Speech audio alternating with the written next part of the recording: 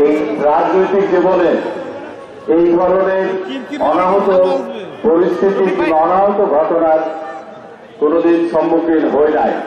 এটা আমার কাছে খুব একটা অনভিজ্ঞ মনে হয়েছে। আপনারা হয়তো জানেন আমি 38 বছর সেনাবাহিনীতে চাকরি করে এসেছি, একটা সুশৃঙ্খল জীবন যাপন করেছি।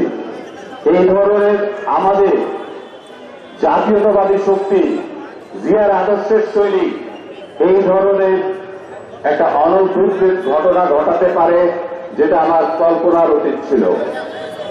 এটাকে আমি তীব্র নিন্দা জানাই এবং আশা করি আগামীতে এই ধরনের কোনো ঘটনা না ঘটে।